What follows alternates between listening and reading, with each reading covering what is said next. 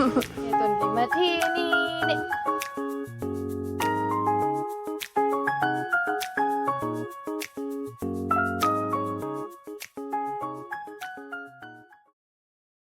Hello ma'am, good morning ma'am. Ngasigi aigi video sidi ma'am ay kamay na thabak chali aduga nongmada aina kari tawi kamay tawi haibado ay ma'am da dum share tawjarake aina semjaba video idoine ado ma'am ay hojikse tumba hogale pung 3 makhai tare handang thabak dagi dum wana halakpanina dum yahodi dum khara 3 makhai dum tai ko ma'am aduga ki aise hogalaga phamungse loisalani ado ma'am ngasi sankranti numitsu oi adubu akhoi yum mangpanina sankranti tawdrebako aduna aina papa phampanungse loisalaga ai hoji tongada mung ahak thoe bubonga doidi asanga mana hangba hadi natural gi magi phajabase uraga yamna mindse fresh oibado ma'am do sumaina ga ubase daw ga yado mandro ma'am adumaina ngahak sumaina dum laire aduga nusase dum haidi vitamin khara fangnaba haina fammaga ngahak nusa amu yairani yaraba matungda ai akhoi dum changakpasida akhoi ki asigi huise ko akhoi ki tutuse yamna innocent oibani magi masakse ko laga leibani na ma kayim lanjata bakato kain khangjata baka yam sajabani ba ko yam sathina nusi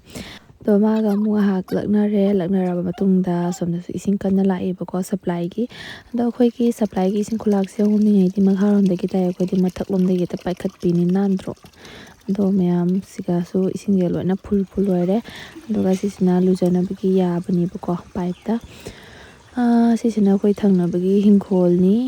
aduga gi si yare ya baloraga sisina mamana ai lujana bagi ni haina ising asabaga sahalaga thanamini ado mea hwjikan si jamna ingbanina ai di ising asaba se yamna mak sahandra sulum butang sahar so ai duna dum lujayeba ko to hoji se lujana bagi tawge tawrini do lujari ge mamangda ai brush kari kara amata tawdriba ko ado brush hana tawthoni prabab tawraga ado ma'am background sidi nokna biganu ko akhoi ki yum somda sari banina sangkhoi da leibanina hojik makki aduduna asisina dum haidi kulai na ba adum tawri ba ko samaina leiri nokna binu ma'am ai ma'am da sum ai delhi gi kai to budo dum ma'am share tawjarak pani adu bu nokna ra su ai di kaim khande da do ai papap tawraga hoji brush se tawthoni aina somda lujabagi brush to bagi tawringai da khoi mamana ai ki chak phuna ba khona ba yu ki chana ba mana loina tawkhre brush tawraba matung lujadringai mamang kilometer 10 muk thapa aikhoi ki emergency office ta amu chen dana chatle nangnaba haina timing da aduga changura matung da hoje mu lujanaba tawrani ma'am luja thokani lujaba loire ma'am lujaba loraga hojik maida haksang da kari taigani taigadaba singdo tairani aduga background se ma'am nokna nuko bar haire adu nokna ge haiba yamna lai do aina hojik taidoisina .n ki serum ni to ai handak marak se .n ki sijinaraga amta yengena jengi ado serum di ingonda kanaba haiba se to khangba ngamde ko ai hana di da derma ko ki to sijinarami to gaina serum se sijinaba se kanaba khangde but asiki moisturizer se .n ki asidi ingonda kanaba phangi ai regular use tawriaba ko aduga hojik se ga manim namthiba ba ai di roll on se adum sijinai aduga mayam su kai gumba namthiba leiraga di haidi mina ka hairak palaidana nang manam namthi hairadi nibia gi roll on se dum sijinabi ko asijina machani amana chu macha se loirabani ba ko yamna su tangdabane 150 manungda sum leibane chobusina bu 250 dumoina ko ado mina dikhangani namthibagi taini kaina do namthiba nammioi ba haibasidi kitang toisu mangsaru su dum namthibani duna namthidana ba isana su khara joton tawdairana ko mau khangde leisabi khangde aduna hoji amu sunscreen taijarani mayam sunscreen si .n ki asum si sunscreen di sathina phai .n ki yamna no ai sijinaba aduga sunscreen tai khona loraga mu body lotion amu tairani mayam haksang ki aduga body lotion da ina sijinari sina m caffeine ki se ahan ba use tawbani mayam nungai 2 in 1 ni perfume manam su adum yamna nusiba manam su namba aduga yamna soft oiba ko ado mayam hoji loirabani na amu dress set namba tawrasi adu miyam minarasi ado mayam hoji gandi ingbani na ko blouse oina litre blouse to litabida asigi top ki kudang chonbida black se asise adum litleba ko asigi mathak dum sari se chale aduga hoji mai je ke na batawrani mai da kaim ke roi pisumga mascara kharaga aduga lipstick kharaga bas loire mayam dunai hoji se pisum se papap tawna yekna ba honarani pisum se dum kapo sabuk tani da heksan dori ba mascara mu thajan birani ado akhoi mama somna kanna masu hona honari ꯑꯁꯨꯝ ꯍꯣꯠꯅꯒꯗ꯭ꯔꯥ 이거 ꯍꯣꯠꯅꯒꯗ꯭ꯔꯥ 이마ꯁꯤꯁꯨ ꯋꯥꯔꯦ ꯑꯩꯒꯤ ꯆꯠꯅꯕꯁꯨ ꯆꯥꯛ ꯊꯣꯡꯅꯕ ꯅꯪꯅꯕ ꯄꯤꯕꯤꯕꯗ ꯑꯗꯨꯒ ꯃꯌꯥꯝ ꯑꯩꯅ ꯍꯧꯖꯤꯛ ꯇꯧꯔꯤꯁꯤꯅ ꯂꯤꯞꯁꯇꯤꯛ ꯊꯥꯒꯦ ꯇꯧꯕꯅꯦ ꯑꯗꯨꯒ ꯂꯤꯞꯁꯇꯤꯛ ꯊꯥꯔꯤꯉꯩ ꯃꯃꯥꯡꯗ ꯑꯩꯒꯤ ꯆꯤꯟꯕꯥꯟꯁꯤꯗꯤ ꯃꯨꯗ꯭ꯔꯅꯦ ꯃꯃꯥꯡꯗꯁꯨ ꯃꯌꯥꯝꯗ ꯍꯪꯕꯅꯤ ꯆꯤꯟꯕꯥꯟ ꯃꯨꯕꯒꯤ ꯍꯤꯗꯥꯛ ꯑꯝꯇꯪ ꯍꯥꯏꯕꯤꯔꯛꯑꯣ ꯍꯥꯏꯕꯗ ꯑꯩꯒꯤ ꯁꯕꯁꯀ꯭ꯔꯥꯏꯕꯔ ꯑꯃꯅ ꯍꯥꯏꯔꯛꯄꯅꯦꯕꯀꯣ ꯁꯟꯁꯀ꯭ꯔꯤꯟ ꯇꯩꯌꯨ ꯁꯟꯁꯀ꯭ꯔꯤꯟ ꯇꯩꯔꯗꯤ ꯐꯩꯌꯦꯅꯀꯣ ꯑꯗꯨꯗꯨꯅ ꯑꯩ ꯁꯟꯁꯀ꯭ꯔꯤꯟꯁꯦ ꯑꯗꯨꯝ ꯁꯤꯖꯤꯟꯅꯩ ꯈꯇꯪꯗꯤ ꯑꯗꯨꯝ ꯐꯕ ꯑꯗꯨꯃꯥꯏꯅ ꯇꯧꯋꯦ ꯊꯦꯡꯛꯌꯨ ꯍꯥꯏꯕꯤꯔꯛꯄꯒꯤꯗꯃꯛꯇ ꯑꯗꯨꯅ ꯁꯟꯁꯀ꯭ꯔꯤꯟ ꯍꯥꯟꯅ ꯇꯩꯁꯜꯂꯦ ꯁꯟꯁꯀ꯭ꯔꯤꯟꯒꯤ ꯃꯊꯛꯇ ꯑꯩꯅ ꯂꯤꯞꯁꯇꯤꯛꯁꯦ ꯇꯩꯁꯟꯕꯅꯦꯕꯀꯣ ꯑꯗꯨꯒ ꯑꯩ ꯍꯧꯖꯤꯛ ꯄ꯭ꯔꯞ ꯇꯧꯅ ꯁꯥꯔꯤꯁꯦ ꯏꯟꯅꯕ ꯑꯃꯨꯛ ꯇꯧꯖꯔꯅꯤ ꯑꯗꯨꯒ ꯑꯩꯅ ꯁꯣꯝꯗ ꯀꯟꯅ ꯁꯥꯔꯤꯁꯦ ꯏꯟꯅ ꯀꯟꯅ ꯊꯨꯞꯅ ꯇꯧꯔꯤꯉꯩꯗ ꯑꯩꯈꯣꯏ ꯃꯅꯥꯛꯀꯤ ꯑꯩꯈꯣꯏꯒꯤ ꯅꯤꯅꯦ ꯑꯃ ꯂꯥꯛꯑꯒ ꯃꯥꯒꯤ ꯊꯣꯛꯄ ꯋꯥ ꯄꯦꯠ ꯉꯥꯡꯉꯦꯕꯀꯣ ꯉꯥꯡꯉꯤꯀꯥꯟꯗ ꯃꯥ ꯋꯥꯔꯤ ꯂꯤꯔꯦ ꯑꯩꯅ ꯋꯥꯔꯤꯁꯦ ꯇꯥꯔꯒ ꯑꯩꯁꯨ ꯂꯣꯏꯁꯟꯕꯅꯦꯕ ꯃꯃꯥꯅ ꯑꯩꯒꯤ ꯆꯥꯅꯕ ꯕ꯭ꯔꯦꯛꯐꯥꯁꯀꯗꯤ ꯄꯨꯊꯣꯛꯇꯅ ꯂꯣꯏ ꯊꯝꯃ ꯂꯩꯔꯕꯅꯦꯕꯀꯣ ꯕ꯭ꯔꯦꯛꯐꯥꯁꯀ ꯇꯧꯗꯉꯩ ꯂꯣꯏꯁꯟꯕꯒꯤ ꯃꯊꯧꯅꯦꯅ ꯂꯣꯏꯁꯤꯜꯂꯤꯕꯅꯦ ꯑꯗꯨꯒ ꯑꯩꯅ ꯖꯨꯗꯤꯑꯣꯗꯒꯤ ꯂꯧꯕ ꯄꯔꯐ꯭ꯌꯨꯝ ꯑꯃ ꯈꯛ ꯑꯗꯨꯗꯣ ꯆꯥꯏꯁꯟꯖꯔꯦ ꯑꯗꯨꯒ ꯑꯩꯅ ꯀꯁꯇꯃꯥꯏꯁ ꯇꯧꯔꯒ ꯁꯥꯕ ꯄꯔꯐ꯭ꯌꯨꯝꯗꯣ ꯑꯗꯨꯗꯣ ꯍꯟꯗꯛꯇꯤ ꯁꯥꯗ꯭ꯔꯦꯀꯣ ꯁꯥꯒꯦꯗꯤ ꯈꯜꯂꯤ ꯑꯗꯣ ꯃꯊꯪꯗ ꯑꯃꯨꯛ ꯁꯥꯅꯤ ꯑꯗꯨꯒ ꯌꯦꯡꯍꯜꯂꯛꯀꯦ ꯀꯃꯥꯏ ꯁꯥꯏ ꯍꯥꯏꯕꯗꯣ ꯃꯃꯥꯅ ꯇꯤꯐꯤꯟ ꯍꯥꯞꯆꯤꯟꯕꯤꯔꯦ ꯑꯩꯒꯤ ꯑꯗꯨꯒ ꯑꯩꯁꯨ ꯕ꯭ꯔꯦꯛꯐꯥꯁ ꯇꯧꯊꯣꯛꯑꯦ ꯑꯗꯨꯒ ꯑꯩꯒꯤ ꯉꯁꯤꯒꯤ ꯕ꯭ꯔꯦꯛꯐꯥꯁꯁꯤꯅ ꯃꯃꯥꯅ ꯑꯇꯥꯗꯣ ꯃꯍꯤ ꯂꯥꯡꯅ ꯇꯧꯔꯒ ꯊꯥꯎꯗ ꯇꯥꯎꯕꯤꯗꯨꯅꯦ ꯑꯗꯨꯒ ꯃꯥꯁꯨ ꯅꯪꯅꯕ ꯃꯌꯥꯝꯁꯤꯒꯤ ꯍꯣꯠꯅꯔꯛꯄꯅꯤꯅ ꯅꯥꯀꯜ ꯑꯃ ꯀꯥꯔꯁꯨ ꯀꯔꯤꯝ ꯍꯥꯏꯖꯗ꯭ꯔꯦ ꯆꯥꯕꯩ ꯃꯊꯧꯅꯤ ꯑꯗꯨꯝ ꯆꯥꯔꯦ ꯍꯧꯔ ꯄꯤꯕꯤꯔꯛꯏꯁꯦ ꯏꯔꯥꯏꯕꯛ ꯐꯕꯅꯦꯅ ꯈꯜꯂꯒ ꯏꯃꯥ ꯍꯥꯏꯁꯦ ꯁꯤꯅꯤꯀꯣ ꯃꯌꯥꯝ ꯏꯃꯥꯒꯤ ꯃꯅꯥꯛꯇ ꯂꯩꯔꯒ ꯀꯦꯊꯣꯛꯄ ꯍꯥꯏꯕꯁꯦ ꯅꯤꯉꯣꯜ ꯑꯩꯈꯣꯏꯒꯤꯗꯤ ꯌꯥꯝꯅ ꯇꯥꯡꯅ ꯐꯪꯕ ꯃꯇꯝꯅꯤ ꯍꯥꯏꯇꯥꯔꯦ ꯏꯃꯥꯅ ꯂꯩꯔꯤꯈꯩ ꯏꯃꯥꯅ ꯇꯧꯕꯤꯔꯤ ꯁꯨꯃꯥꯏꯅ ꯑꯇꯣꯞꯄ ꯀꯅꯥꯝꯅꯁꯨ ꯇꯧꯕꯤꯒꯗꯕ ꯅꯠꯇꯦꯕꯀꯣ ꯑꯗꯣ ꯑꯩꯅ ꯁꯣꯝꯗ ꯂꯣꯏꯁꯜꯂꯨꯔꯛꯄꯗ ꯑꯩꯒꯤ ꯏꯃꯧ ꯅꯨꯄꯤꯁꯨ ꯀꯟꯅ ꯃꯃꯥꯁꯤꯅ ꯄꯨꯊꯣꯔꯛꯑꯦ ꯑꯗꯨꯒ ꯃꯥꯁꯦ ꯆꯠꯂꯝꯗꯥꯏꯗ ꯎꯔꯗꯤꯀꯣ ꯄꯝꯍꯧꯗꯕꯁꯨ ꯉꯝꯗꯦ ꯃꯇꯝꯁꯨ ꯅꯪꯉꯔꯣꯏꯗ꯭ꯔꯥ ꯍꯥꯏꯅꯁꯨ ꯈꯜꯂꯦ ꯑꯗꯣ ꯉꯥꯏꯍꯥꯛꯁꯨ ꯑꯃꯨꯛ ꯂꯧꯕꯤꯔꯒ ꯑꯃꯨꯛ ꯑꯩꯁꯦ ꯃꯇꯝꯗ ꯊꯣꯛꯑꯗꯤ ꯃꯇꯝꯗ ꯑꯃꯨꯛ ꯌꯧꯅꯕ ꯆꯠꯇꯣꯏꯅꯦꯕꯀꯣ ꯅꯠꯇ꯭ꯔꯗꯤ ꯂꯦꯠ ꯐꯥꯏꯟ ꯑꯃꯨꯛ ꯆꯥꯗꯣꯔꯤꯃꯦ ꯂꯨꯄꯥ 50 ꯀꯛꯇꯣꯔꯤꯃꯦ ꯅꯣꯡꯃꯒꯤ ꯂꯣꯏ ꯁꯦꯠꯇꯅꯤ ꯃꯇꯨꯄꯤꯌꯣ ꯉꯝꯕꯣꯡꯉꯣ ꯐꯨꯔꯤꯠꯗꯣ ꯈꯣꯡꯒ꯭ꯔꯥꯎ ꯂꯣꯏ ꯁꯦꯠꯇ ꯃꯕꯣꯛꯅ ꯇꯨꯕꯤꯔꯤꯕ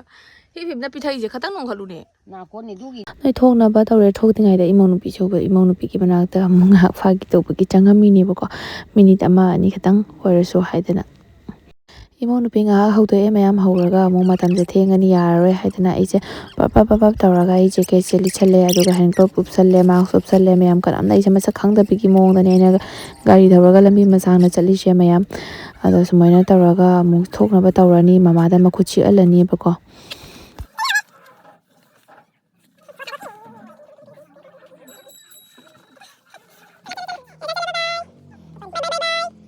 ꯑꯗꯣ ꯃꯌꯥꯝ ꯑꯩꯈꯣꯏꯒꯤ ꯒꯥꯔꯤ ꯊꯝꯅꯕ ꯃꯐꯝꯗꯤ ꯂꯩꯇꯕꯅꯤꯅ ꯑꯩꯈꯣꯏꯒꯤ ꯒꯥꯔꯤ ꯑꯅꯤꯃꯛ ꯑꯩꯈꯣꯏꯒꯤ ꯊꯪꯅꯕ ꯃꯝꯆꯣꯏꯒꯤ ꯁꯪꯒꯣꯏꯗ ꯑꯗꯨꯝ ꯊꯝꯃꯦꯕꯀꯣ ꯃꯣꯏꯒꯤ ꯒꯥꯔꯤꯁꯨ ꯑꯗꯨꯝ ꯊꯝꯕꯅꯤꯅ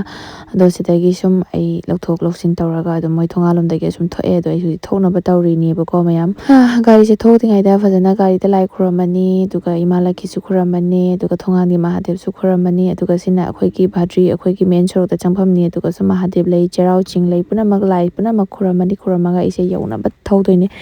ꯌꯧꯔꯒ ꯄꯨꯡ 10ꯒ ꯃꯤꯅꯤꯠ 5ꯒꯤ ꯃꯅꯨꯡꯗ ꯄꯟꯁ ꯇꯧꯕ ꯃꯊꯧ ꯇꯥꯏ ꯃꯌꯥꯝ ꯄꯟꯁ ꯇꯧꯗ꯭ꯔꯗꯤ ꯂꯦꯠ ꯐꯥꯏꯟ ꯑꯣꯏꯗꯣꯏꯅꯦ ꯑꯗꯨꯒ ꯑꯩ 9ꯒ ꯃꯤꯅꯤꯠ 59-58ꯗ ꯑꯩ ꯄꯟꯁ ꯇꯧꯍꯧꯔꯦ ꯑꯩ ꯍꯧꯖꯤꯛꯁꯦ ꯗꯨꯀꯥꯟꯒꯤ ꯒꯦꯠꯀꯤ ꯃꯄꯥꯟꯗꯒꯤ ꯑꯩꯁꯦ ꯄꯟꯁ ꯇꯧꯔꯒ ꯑꯗꯨꯒ ꯆꯪꯉꯤꯅꯦꯕꯀꯣ ꯒꯥꯔꯤ ꯊꯝꯕꯗ ꯇꯥꯏꯝ ꯌꯥꯝ ꯆꯪꯉꯤ ꯍꯥꯏꯅ ꯒꯥꯔꯤ ꯊꯝꯃꯀꯥꯟꯗ ꯑꯩꯈꯣꯏꯒꯤ ꯏꯁꯇꯥꯐ ꯍꯥꯏꯗꯤ ꯏꯃꯥꯟꯅꯕꯤ ꯑꯃꯒ ꯐꯪꯅꯔꯦ ꯑꯗꯨꯒ ꯏꯃꯥꯟꯅꯕꯤ ꯑꯃꯒ ꯑꯗꯨꯝ ꯋꯥꯔꯤ ꯁꯥꯟꯅꯔꯒ ꯑꯩ ꯗꯨꯀꯥꯟ ꯃꯅꯨꯡꯗ ꯆꯪꯉꯛꯄꯅꯦ ꯃꯌꯥꯝ ꯑꯗꯨꯒ ꯁꯣꯝꯗ ꯎꯔꯤꯁꯤꯅ ꯏꯁꯇꯥꯐ ꯑꯅꯧꯕꯅꯦ ꯃꯥꯅ ꯔꯣꯡꯃꯩꯅꯦꯕꯀꯣ ꯑꯗꯨꯒ ꯃꯥꯁꯨ ꯅꯧꯔꯤꯕꯅꯤꯅ ꯍꯧꯖꯤꯛꯀꯥꯟꯗ ꯀꯥꯎꯟꯇꯔ ꯀꯟꯅ ꯁꯦꯡꯉꯤꯕꯅꯦꯕꯀꯣ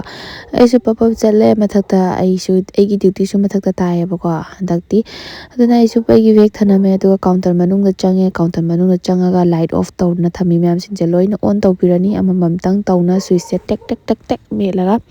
ꯑꯗꯨꯒ ꯁ꯭ꯋꯤꯆꯁꯦ ꯃꯦꯠꯂꯒ ꯂꯥꯏꯠꯁꯦ ꯉꯥꯜꯍꯜꯂ ꯃꯇꯨꯡꯗ ꯑꯩ ꯍꯧꯖꯤꯛ ꯑꯃꯨꯛ ꯀꯥꯎꯟꯇꯔꯁꯦ ꯁꯦꯡꯗꯣꯏꯅꯤ ꯑꯩꯅ ꯀꯣꯂꯤꯡꯁꯦ ꯄꯨꯔꯛꯄ ꯀꯥꯎꯔ ꯑꯃꯨꯛ ꯍꯜꯂꯨꯔꯤꯅꯦꯕ ꯑꯩꯁꯦ ꯁꯥꯎꯅꯤꯡꯕꯅ ꯁꯤꯔꯤ ꯀꯨꯝꯗꯣꯛ ꯀꯨꯝꯖꯤꯟꯁꯦ ꯌꯥꯝꯅ ꯋꯥꯏꯑꯦꯕꯀꯣ ꯑꯩꯉꯣꯟꯗ ꯍꯧꯖꯤꯛꯀꯥꯟ ꯑꯗꯨꯅ ꯑꯩ ꯀꯣꯂꯤꯡ ꯄꯨꯔꯛꯑꯒ ꯍꯧꯖꯤꯛ ꯑꯁꯤꯒꯤ ꯑꯩꯈꯣꯏꯒꯤ ꯀꯥꯎꯟꯇꯔꯒꯤ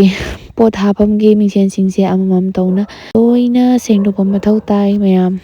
ꯃꯣꯠꯀꯦꯔꯥ ꯃꯣꯠꯂꯣꯏꯒꯦꯔꯥ ꯑꯗꯨꯗꯨꯅ ꯑꯩ ꯑꯃꯃꯝꯇꯪ ꯇꯧꯅ ꯒ꯭ꯂꯥꯁꯁꯤꯡꯁꯦ ꯂꯣꯏꯅ ꯁꯦꯡꯗꯣꯛꯄꯤꯔꯅꯤ ꯑꯗꯨꯒ ꯁꯦꯡꯉꯦ ꯁꯤꯡꯁꯨ ꯑꯗꯨꯝ ꯃꯊꯪ ꯂꯥꯛꯑꯦ ꯑꯗꯨꯒ ꯂꯥꯛꯑꯒ ꯍꯥꯏꯌꯦ ꯃꯊꯛꯀꯤ ꯀꯥꯎꯟꯇꯔ ꯍꯥꯡꯉꯣꯏ ꯍꯥꯏꯕꯗꯨꯗꯤ ꯁꯥꯎꯅꯤꯡꯉꯦ किसने बोला पहले वो सानू भी नहीं खिला था तो अरे तो कहीं संग ले दूंगा ज्यादा नहीं आएगा कोई भी नहीं आएगा विशाल नहीं आएगा कोई भी आएगा ना इतना विशाल सिन्हा भी नहीं आएगा उनको भी तो नहीं आएगा विशाल वो मुंडा को नहीं आएगा वो नहीं आएगा तो साफ करके क्या फायदा साफ तो करना पड़ेगा ना तो मुंडा जैसे प्रीति ने बोला साहब ने किया भाई हाँ जाओ उसके बाद कहीं चाबी लेके चल मुझे सिखा दे मैं चाबी लेके आ जा उसको सिखाने का क्या जरूरत है जाओ अंदर जाके वो लागू ꯑꯗꯣ ꯃꯌꯥꯝ ꯁꯅꯥꯒꯤ ꯁꯣꯔꯨꯝꯗ ꯊꯕꯛ ꯇꯧꯕꯁꯦ ꯃꯌꯥꯝꯒꯁꯨ ꯃꯤꯔꯤꯅꯔꯒ ꯂꯩꯕ ꯃꯊꯧ ꯇꯥꯏ ꯑꯃꯅ ꯉꯥꯡꯕꯗꯁꯨ ꯑꯃꯅ ꯁꯥꯎꯕ ꯑꯗꯣ ꯁꯥꯎꯅꯤꯡꯕꯁꯨ ꯂꯥꯛꯏ ꯑꯗꯨꯗꯣ ꯌꯥꯝꯅ ꯈꯥꯡꯖꯤꯜꯂ ꯂꯩꯕꯗ ꯌꯥꯝꯅꯁꯨ ꯋꯥꯏ ꯌꯦꯡꯕ ꯉꯝꯗꯕ ꯃꯤꯁꯨ ꯌꯥꯎꯏ ꯑꯐꯕ ꯃꯤꯁꯨ ꯌꯥꯎꯏ ꯃꯌꯥꯝ ꯑꯗꯨꯗꯨꯅ ꯌꯥꯝꯅ ꯊꯃꯣꯏ ꯀꯜꯂꯒ ꯊꯕꯛ ꯁꯨꯕ ꯃꯊꯧ ꯇꯥꯏꯀꯣ ꯁꯤꯒꯨꯝꯕꯗ ꯊꯕꯛ ꯁꯨꯔꯗꯤ ꯑꯗꯨꯗꯤ ꯃꯌꯥꯝ ꯍꯧꯖꯤꯛꯁꯦ ꯂꯣꯏꯔꯦ ꯁꯦꯡꯗꯣꯛꯇꯅ ꯑꯗꯣ ꯙꯨꯞ ꯊꯥꯔꯒ ꯁ꯭ꯇꯥꯐꯁꯦ ꯉꯁꯤꯗꯤ ꯌꯥꯝꯅ ꯂꯤꯛꯅ ꯂꯥꯛꯏ ꯀꯩꯒꯤꯅꯣ ꯍꯥꯏꯗꯤ ꯁꯪꯀ꯭ꯔꯥꯟꯇꯤ ꯑꯣꯏꯕꯗꯨꯅ ꯉꯁꯤ ꯁꯪꯀ꯭ꯔꯥꯟꯇꯤ ꯅꯨꯃꯤꯠꯅꯤꯅ ꯁ꯭ꯇꯥꯐꯁꯨ ꯌꯥꯝꯅ ꯂꯥꯛꯇꯦꯕꯀꯣ ꯍꯧꯖꯤꯛꯄꯨ ꯁ꯭ꯇꯥꯐ ꯂꯥꯛꯇ꯭ꯔꯤ ꯄꯣꯠꯁꯨ ꯊꯥꯡꯗꯣꯛꯇ꯭ꯔꯤꯗꯣ ꯃꯊꯛꯀꯤ ꯀꯥꯎꯟꯇꯔꯁꯦ ꯍꯥꯡꯗꯣꯏꯔꯥ ꯍꯥꯡꯉꯣꯏꯗꯣꯏꯔꯥ ꯈꯪꯗꯦ ꯑꯗꯨꯅ ꯑꯩꯒꯤ ꯕꯦഗ് ꯄꯨꯔꯒ ꯃꯈꯥꯗ ꯆꯠꯂꯒꯦ ꯌꯦꯡꯃꯤꯟꯅꯁꯦ ꯑꯌꯨꯛ ꯉꯟꯇꯥꯗ ꯑꯆꯥꯔꯒ ꯁꯪꯒꯣꯝꯒ ꯆꯥꯗꯣꯏꯅꯤ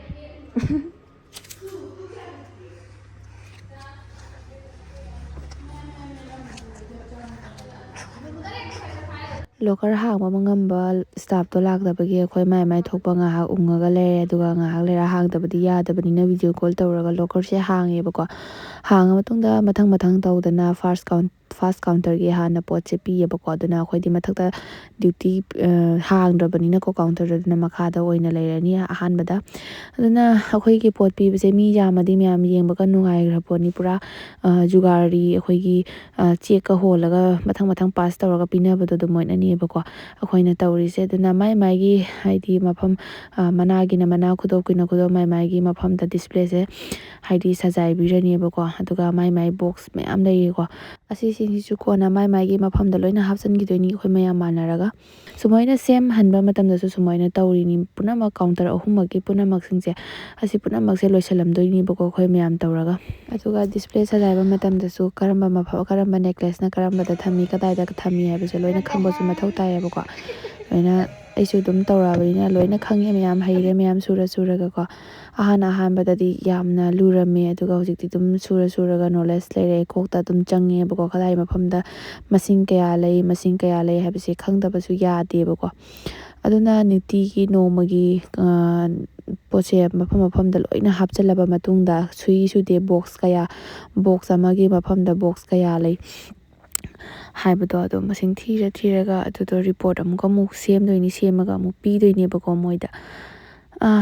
ꯌꯥꯝꯅ ꯂꯨꯏ ꯃꯌꯥꯝ ꯂꯣꯀꯔꯒꯤ ꯄꯨꯝꯅꯃꯛ ꯃꯥꯏꯒꯤ ꯃꯐꯝꯗ ꯊꯝꯗꯣꯏꯅꯦ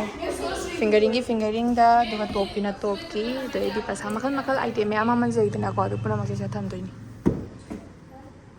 ꯂꯣꯏꯔꯕꯅꯤꯅ ꯁꯪꯒꯝꯁꯦ ꯆꯥꯖꯔꯤꯕ ꯍꯧꯖꯤꯛ ꯌꯦꯡꯉꯨ ꯃꯥꯏꯒꯤ ꯊꯣꯛꯄ ꯑꯗꯣ ꯃꯌꯥꯝ ꯑꯩꯈꯣꯏꯒꯤ ꯊꯕꯛꯁꯦ ꯀꯁꯇꯃꯔ ꯂꯥꯛꯇ꯭ꯔꯗꯤ ꯁꯨꯃꯥꯏꯅ ꯃꯥꯏ ꯊꯣꯛꯄ ꯇꯧꯔꯒ ꯁꯨꯝ ꯂꯩꯔꯅꯤ ꯑꯗꯨꯒ ꯀꯁꯇꯃꯔ ꯂꯥꯛꯑꯒꯗꯤ ꯃꯇꯝ ꯆꯠꯈꯤꯕꯁꯤ ꯈꯪꯗꯦ ꯑꯗꯣ ꯋꯥꯗꯤ ꯋꯥꯏꯑꯦꯕꯀꯣ ꯑꯗꯨꯝ ꯂꯦꯞꯄꯒ ꯐꯝꯕꯒ ꯑꯇꯩ ꯈꯜꯂꯒ ꯌꯦꯡꯉꯨ ꯃꯌꯥꯝ ꯑꯌꯨꯛꯀꯤ ꯄꯨꯡ 10ꯗꯒꯤꯅ ꯅꯨꯡꯗꯥꯡꯒꯤ ꯄꯨꯡ 10:30 ꯐꯥꯎꯕꯗ ꯗꯨꯀꯥꯟꯁꯤꯗ ꯐꯝꯃꯒ ꯂꯦꯞꯄꯒ ꯑꯗꯨꯝ ꯇꯧꯔꯒ ꯂꯩꯗꯣꯏꯅꯤ ꯀꯁꯇꯃꯔ ꯂꯥꯛꯑꯁꯨ ꯂꯥꯛꯇ꯭ꯔꯁꯨ ꯃꯌꯥꯝ ꯑꯗꯨꯅ ꯍꯛꯆꯥꯡꯗꯀꯣ ꯌꯥꯝꯅ ꯋꯥꯏꯑꯦꯕ ꯈꯪꯕ꯭ꯔꯥ ꯍꯥꯏꯗꯤ ꯊꯕꯛ ꯁꯨꯔꯒꯗꯁꯨ ꯋꯥꯗꯦ ꯁꯨꯃꯥꯏꯅ ꯑꯗꯨꯝ ꯂꯩꯕꯁꯤꯁꯨ ꯌꯥꯝꯅ ꯋꯥꯏ ꯃꯇꯝ ꯉꯥꯏꯕꯗ ꯀꯁꯇꯃꯔ ꯂꯥꯛꯑꯒꯅ ꯍꯧꯒꯠꯄꯤꯔꯅꯤ ꯌꯣꯟꯕꯤꯔꯅꯤ ꯑꯗꯨꯒ ꯑꯆꯧꯕ ꯌꯣꯜꯂꯒꯅ ꯋꯥꯈꯜ ꯅꯨꯡꯉꯥꯏ ꯑꯗꯨꯒ ꯂꯩꯗꯕꯤꯗ ꯍꯟꯈ꯭ꯔꯒꯅ ꯋꯥꯈꯜꯁꯦ ꯅꯨꯡꯉꯥꯏꯍꯧꯗꯦ ꯑꯗꯨꯅꯤ ꯃꯌꯥꯝ ꯁꯨꯃꯥꯏꯅ ꯑꯗꯨꯝ ꯄꯨꯡ 9 ꯇꯥꯕ 12 ꯑꯁꯨꯝ ꯑꯩꯒꯤ ꯚꯤꯗꯤꯑꯣ ꯂꯩꯔꯕꯅꯤ ꯀꯟꯅ ꯌꯦꯡꯉꯦ ꯃꯥꯁꯦ ꯈꯪꯉꯕ ꯑꯗꯣ ꯃꯥꯁꯦ ꯃꯅꯤꯄꯨꯔꯤꯅꯤ ꯑꯗꯣ ꯃꯅꯤꯄꯨꯔꯤ ꯑꯣꯏꯔꯁꯨ ꯃꯥꯁꯦ ꯀꯩꯅꯣꯅꯦꯕ ꯀꯩ ꯍꯥꯏ ꯕꯤꯁꯅꯨꯄ꯭ꯔꯤꯌꯥꯅꯦꯕꯀꯣ ꯑꯗꯣ ꯃꯥꯅ ꯑꯩꯒꯤ ꯃꯔꯣꯟꯁꯦ ꯈꯪꯉꯛꯄ ꯅꯠꯇꯦ ꯑꯗꯣ ꯈꯪꯕꯗꯣ ꯃꯣꯏꯅꯒ ꯃꯥ ꯐꯖꯅ ꯈꯇꯧꯅ ꯌꯦꯡꯉꯤꯕ हंस रही है पगली कुछ समझा क्या हाँ कहीं ꯑꯩꯒꯤ ꯚ꯭ꯌꯨ ꯀꯥꯟꯅꯕꯒꯤ ꯄꯩꯁꯥ ꯐꯪꯅꯕꯒꯤ ꯌꯦꯡꯕꯤꯔꯤꯅꯤ ꯃꯔꯣꯟ ꯃꯥꯒꯤ ꯌꯨꯇ꯭ꯌꯨꯕ ꯆꯦꯅꯦꯜ ꯑꯃ ꯍꯥꯡꯖꯔꯕꯅꯤ ꯀꯁꯇꯃꯔ ꯂꯥꯛꯑꯝꯃꯦ ꯂꯣꯏꯔꯦ ꯃꯊꯛꯇ ꯀꯁꯇꯃꯔ ꯂꯩ ꯆꯥꯛ ꯆꯥꯕ ꯃꯇꯝ ꯌꯧꯔꯦ ꯃꯌꯥꯝ ꯃꯊꯛꯀꯤꯗꯤ ꯀꯥꯎꯟꯇꯔꯗꯤ ꯍꯥꯡꯗꯕ ꯉꯁꯤ ꯁꯪꯀ꯭ꯔꯥꯟꯇꯤꯅꯦ ꯗꯨꯀꯥꯟ ꯂꯣꯏꯅ ꯕꯟ ꯑꯩꯈꯣꯏꯅ ꯀꯔꯤꯒꯤꯅꯦꯅ ꯍꯥꯡꯉꯤꯕ ꯈꯪꯗꯦ ꯁꯥꯎꯅꯤꯡꯈ꯭ꯔꯖꯥꯠꯅꯤ ꯑꯗꯨꯒ ꯃꯌꯥꯝ ꯍꯔꯥꯎ ꯍꯔꯥꯎꯅ ꯆꯥꯛ ꯆꯥꯔꯨꯔꯅꯤ ꯍꯥꯏꯅ ꯂꯥꯛꯑꯅꯤ ꯑꯗꯨꯒ ꯐ꯭ꯂꯣꯔ ꯃꯔꯤꯁꯦ ꯑꯁꯤ ꯆꯠꯅꯕꯒꯤ ꯂꯤꯞꯁꯤ ꯐꯥꯎꯕꯗꯅꯦ ꯍꯥꯡꯕꯤꯔꯝꯗꯦ ꯆꯥꯛ ꯆꯥꯕ ꯃꯇꯝꯕꯨ ꯌꯧꯔꯕ ꯃꯣꯏ ꯊꯤꯡꯖꯤꯟꯈ꯭ꯔꯅꯤ ꯑꯗꯨꯒ ꯐ꯭ꯂꯣꯔ ꯃꯔꯤꯒꯤ ꯁꯤꯔꯤꯁꯦ ꯀꯥꯔꯒ ꯂꯥꯛꯄꯗꯅꯦ ꯗꯤꯍꯦ ꯄ꯭ꯔꯥꯟꯗꯤꯅꯦ ꯂꯣꯏꯔꯦ ꯑꯗꯨꯕꯨ ꯏꯁꯥꯒꯤ ꯊꯤꯕꯣꯡꯗꯤ ꯆꯥꯗꯕ ꯌꯥꯗꯕꯅꯤꯅ ꯋꯥꯔꯁꯨ ꯋꯥꯅ ꯀꯥꯔꯒꯦ ꯍꯥꯏꯅ ꯀꯥꯔꯒ ꯑꯗꯨꯒ ꯆꯥꯛꯁꯦ ꯆꯥꯔꯕꯅꯦꯕ ꯃꯌꯥꯝ ꯒꯥꯔꯤ ꯄꯤꯔꯝꯗꯣꯏꯅꯦ ꯉꯁꯤ ꯍꯥꯡꯕꯗꯣ ꯗꯨꯀꯥꯟ ꯍꯥꯡꯉꯝꯃꯗꯤ ꯄꯤꯔꯝꯃꯦ ꯍꯥꯡꯉꯝꯃꯗꯤ ꯄꯤꯔꯝꯃꯦ ꯂꯣꯟꯁꯤꯟꯈ꯭ꯔꯦ ꯑꯩꯈꯣꯏꯅ ꯑꯗꯣ ꯃꯌꯥꯝ ꯉꯁꯤꯒꯤ ꯍꯤꯟꯖꯥꯡꯁꯦ ꯑꯩꯈꯣꯏ ꯃꯃꯥꯅ ꯍꯥꯏꯗꯤ ꯃꯌꯥꯟꯗꯀꯣ ꯉꯥꯈꯥ ꯍꯥꯞꯆꯤꯜꯂꯒ ꯑꯗꯨꯝ ꯊꯣꯡꯕꯅꯦꯕꯀꯣ ꯑꯗꯨꯝ ꯆꯥꯔꯦ ꯃꯌꯥꯝ ꯅꯣꯡꯃꯒꯤ ꯂꯥꯏꯅ ꯇꯝꯕꯅꯤ ꯍꯥꯎꯋꯦ ꯍꯥꯎꯇꯦ ꯊꯤꯗꯅ ꯑꯗꯨꯝ ꯆꯥꯖꯔꯦ ꯌꯥꯝ ꯆꯥꯕ ꯂꯣꯏꯔꯦ ꯍꯧꯖꯤꯛ ꯑꯩꯈꯣꯏ ꯄꯨꯡ ꯑꯃ ꯕ꯭ꯔꯦꯛ ꯐꯪꯉꯤꯗꯅ ꯑꯗꯨꯒ ꯑꯩꯈꯣꯏꯁꯦ ꯃꯤꯅꯤꯠ 15ꯗ ꯆꯥꯕ ꯂꯣꯏꯁꯜꯂꯦ ꯑꯗꯨꯒ ꯂꯩꯍꯧꯔꯤꯕ ꯃꯇꯝ ꯈꯔꯁꯤꯅ ꯀꯣꯏꯆꯠ ꯆꯠꯂꯒ ꯄꯣꯠꯆꯩ ꯄꯣꯠꯂꯩꯗ ꯂꯩꯔꯒ ꯂꯣꯏꯁꯟꯗꯣꯏꯕ ꯑꯗꯨꯗꯒꯤ ꯊꯣꯛꯂꯛꯑꯦ ꯍꯧꯖꯤꯛ ꯗꯨꯀꯥꯟ ꯑꯩ ꯗꯨꯀꯥꯟ ꯍꯥꯡꯉꯝꯒꯗ꯭ꯔꯣ ꯅꯨꯡꯕꯨꯗ ꯑꯩ ꯆꯠꯇꯣꯏꯁꯦ ꯁ꯭ꯃꯥꯔꯠ ꯕꯖꯥꯔ ꯕꯤꯛ ꯕꯖꯥꯔ ꯁꯤꯜꯆꯔ ꯒꯥꯔꯤꯒ ꯂꯣꯏ ꯑꯝꯇ ꯆꯦꯟꯗ꯭ꯔꯦ ꯌꯦꯡꯉꯨ ꯑꯩꯈꯣꯏꯒꯤ ꯗꯨꯀꯥꯟꯁꯤꯅ ꯀꯔꯤ ꯋꯥꯈꯜꯗ ꯍꯥꯡꯉꯤꯅꯣ ꯈꯪꯗꯦ ꯀꯞꯅꯤꯡꯕꯖꯥꯠꯅꯤ ꯐꯥꯔꯃꯥꯁꯤꯐꯧ ꯑꯇꯣꯞꯄ ꯃꯇꯝꯗ ꯐꯥꯔꯃꯥꯁꯤ ꯍꯥꯡꯕꯅꯤ ꯉꯁꯤ ꯐꯥꯔꯃꯥꯁꯤꯐꯧ ꯕꯟ ꯑꯣꯏ ꯍꯥꯏꯕ ꯗꯨꯀꯥꯟ ꯄꯨꯔꯥ ꯕꯟꯅꯦ ꯈꯔ ꯑꯗꯨꯝ ꯍꯥꯡꯅꯔꯤ ꯑꯩ ꯍꯧꯖꯤꯛ ꯂꯥꯛꯏꯁꯤꯅ ꯐ꯭ꯂꯦꯠ ꯁꯦꯟꯗꯜ ꯑꯃꯈꯛ ꯌꯦꯡꯒꯦ ꯍꯥꯏꯅ ꯂꯥꯛꯄꯅꯦꯕꯀꯣ ꯑꯗꯨ ꯂꯣꯏꯔꯒ ꯍꯧꯖꯤꯛ ꯐꯥꯇꯣ ꯕꯖꯥꯔꯗ ꯑꯃꯨꯛ ꯆꯠꯂꯅꯤ ꯇꯣ ꯃꯊꯛꯇꯒ ꯀꯟꯊꯥ ꯐꯧꯔꯤꯁꯤ ꯌꯦꯡꯉꯨ ꯑꯍꯟꯕ ꯀꯟꯊꯥ ꯌꯣꯟꯕꯒꯤ ꯀꯟꯊꯥꯔ ꯅꯠꯇ꯭ꯔꯒ ꯁꯨꯞꯅꯕ ꯀꯟꯊꯥꯔꯣ ꯃꯣꯏꯁꯤꯕꯣ ꯍꯥ ꯁꯤꯒ ꯗꯨꯀꯥꯟ ꯂꯩ ꯈꯪꯗꯤꯌꯦ ꯁꯤꯒ ꯗꯨꯀꯥꯟ ꯂꯩ ꯈꯪꯉꯝꯒꯅꯤ ꯅꯣꯛꯅꯤꯡꯗ꯭ꯔꯣ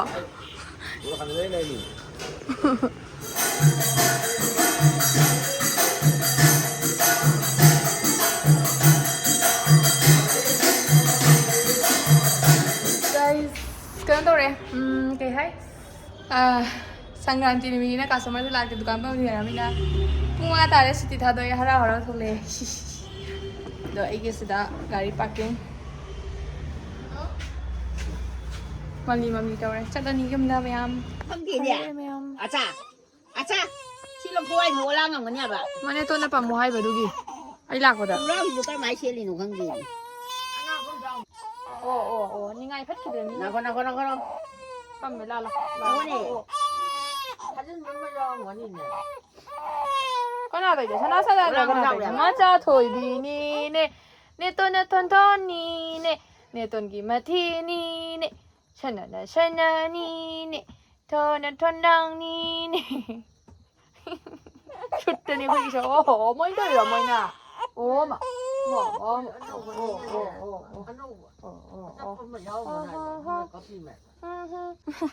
ꯎꯔꯕꯁꯦ ꯅꯤꯡꯉꯥꯏ ꯆꯥꯎꯕꯤꯁꯦ ꯎꯔꯕ ꯑꯩꯈꯣꯏꯒꯤ ꯅꯤꯡꯉꯥꯏ ꯆꯥꯎꯕꯤꯗꯨ ꯃꯕꯣꯛꯅ ꯇꯨꯄꯤꯌꯣ ꯈꯣꯡꯒ꯭ꯔꯥꯎꯋꯣ ꯐꯨꯔꯤꯠꯗꯣ ꯁꯦꯠꯇ ꯀꯅꯥꯗꯤ ꯃꯣꯏ ꯇꯧꯔꯤꯔꯣ ꯃꯣꯏꯅ ꯃꯣꯏꯅ ꯑꯩꯅ ꯇꯧꯋꯦ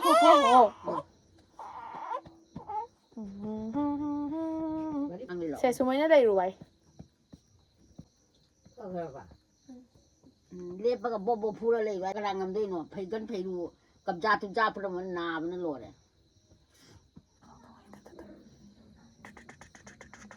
ꯉꯥꯏꯍꯥꯛ ꯄꯝꯃꯒ ꯀꯞꯄ ꯐꯔꯦ ꯍꯥꯏꯗꯣ ꯃꯃꯥꯗ ꯑꯃꯨꯛ ꯄꯤꯔꯦ ꯑꯗꯨꯒ ꯑꯩ ꯃꯃꯥꯏ ꯃꯃꯤꯠ ꯑꯃꯨꯛ ꯇꯥꯅꯕ ꯇꯧꯔꯅꯤ ꯑꯗꯨꯒ ꯑꯩꯒꯤ ꯃꯥꯏ ꯀ꯭ꯂꯤꯟ ꯇꯧꯅꯕꯒꯤꯗꯃꯛꯇ ꯁꯦꯇꯥꯐꯤꯜꯒꯤ ꯀ꯭ꯂꯤꯟꯖꯔꯁꯦ ꯑꯗꯨꯝ ꯁꯤꯖꯤꯟꯅꯩꯕꯀꯣ ꯌꯥꯝ ꯁꯥꯊꯤꯅ ꯅꯨꯡꯉꯥꯏ ꯃꯌꯥꯝ ꯑꯩꯅ ꯑꯍꯥꯟꯕ ꯌꯨꯁ ꯇꯧꯕꯅꯤ ꯁꯤꯁꯨꯀꯣ ꯌꯥꯝ ꯐꯩ ꯍꯥꯏꯅ ꯍꯥꯏꯕꯗꯨꯒ ꯑꯩꯅ ꯔꯤꯚ꯭ꯌꯨ ꯌꯦꯡꯉꯒꯀꯣ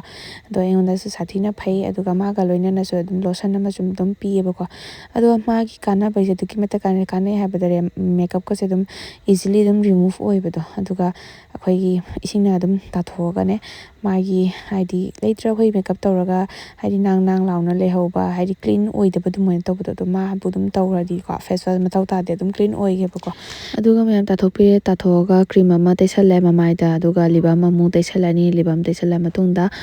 ꯃꯈꯥ ꯇꯥꯕꯗꯤ ꯑꯩꯅ ꯉꯁꯥꯏ ꯂꯧꯔꯛꯄ ꯁꯦꯟꯗꯜꯗꯣ ꯑꯗꯨꯗꯣ ꯑꯌꯨꯛꯅꯨꯡꯗꯥꯡ ꯁꯨꯝ ꯍꯥꯏꯗꯤ ꯁꯥꯏꯇꯤꯡ ꯆꯠꯄꯗ ꯑꯗꯨꯝ ꯇꯣꯡꯅꯕꯒꯤꯀꯣ ꯑꯌꯨꯛꯅꯨꯡꯗꯥꯡꯒꯤ ꯅꯠꯇꯦ ꯐꯖꯗꯕ ꯈꯣꯡꯗꯥꯁꯤꯗꯤ ꯅꯣꯛꯅꯔꯛꯑꯅꯨꯀꯣ ꯃꯌꯥꯝ ꯈꯣꯡꯗꯥꯗꯤ ꯊꯤꯕꯅꯤꯀꯣ ꯑꯩꯒꯤ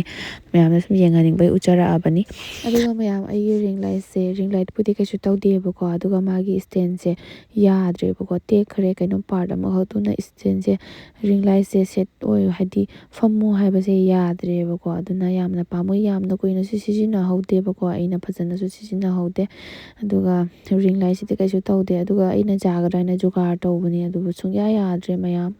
thawai nungaite aduga chaksu loisale numidangi indam thanina iromana adum loisanjare ꯑꯗꯨꯗꯤ ꯃꯌꯥꯝ ꯆꯥꯛ ꯆꯥꯊꯣꯛꯑꯦ ꯊꯨꯝꯅꯕ ꯇꯧꯔꯅꯤ ꯍꯧꯖꯤꯛ ꯉꯥꯏꯍꯥꯛ ꯐꯝꯃꯒ ꯃꯣꯕꯥꯏꯜ ꯌꯦꯡꯉꯅꯤ ꯑꯗꯨꯒ ꯊꯨꯝꯅꯕ ꯇꯧꯔꯅꯤ ꯑꯗꯣ ꯉꯁꯤꯒꯤ ꯚꯤꯗꯤꯑꯣꯁꯦ ꯃꯌꯥꯝ ꯅꯨꯡꯉꯥꯏꯔꯗꯤ ꯂꯥꯏꯛ ꯁꯕꯁꯀ꯭ꯔꯥꯏꯕ ꯇꯧꯕꯤꯔꯝꯃꯣ ꯃꯊꯪꯒꯤ ꯅꯦꯛꯁ ꯚꯤꯗꯤꯑꯣ ꯑꯗꯨꯝ ꯐꯪꯅꯔꯁꯦ ꯕꯥꯏ ꯕꯥꯏ